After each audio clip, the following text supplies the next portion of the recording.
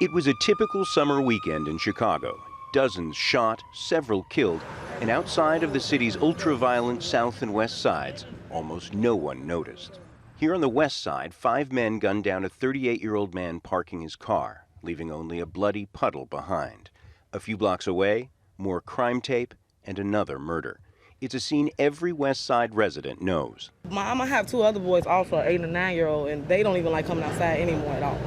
Because it was a shooting. We were standing on my friend's porch on Keeler about 2 weeks ago, and a guy came up and just started shooting. Like, we saw he was right in front of our house, but he was shooting that way.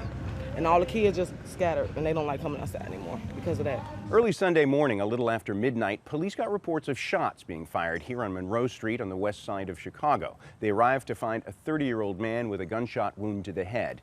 They pronounced him dead. They treated an 18-year-old girl with a gunshot wound to the leg. Later on, a 25-year-old man showed up at the hospital saying he had gunshot wounds from the same incident. What exactly happened here? We'll probably never know. 9 out of 10 shootings like this are never solved. One case police say they did solve was the killing Friday of Nikia Aldridge, cousin of Chicago Bulls basketball star Dwyane Wade. She was gunned down while pushing a baby stroller, police say, by 2 brothers out of jail on parole. They were apparently aiming for the man walking next to her. This tragedy isn't just noteworthy because Miss Aldridge has a famous family member. It's noteworthy because these 2 offenders are the prime example of the challenge we face here in Chicago with repeat gun offenders that don't care who they shoot, don't care whose life they take, and clearly don't fear the consequences of their actions. Chicago has recovered an illegal handgun every hour of the year of 2016. Every hour. We recover more guns than LA and New York combined. That's not because we're better than them.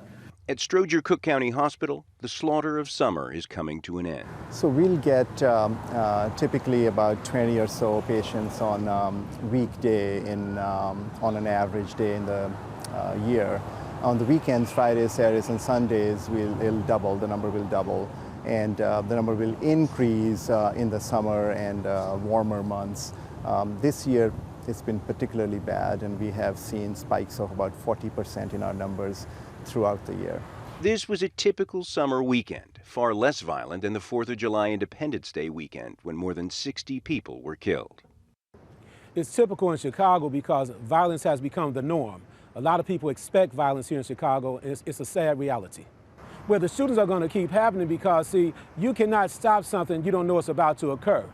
Police might not know who will be behind the trigger and who will be in front of it, but they can reliably predict that shootings will occur somewhere on Chicago's south and west sides next weekend.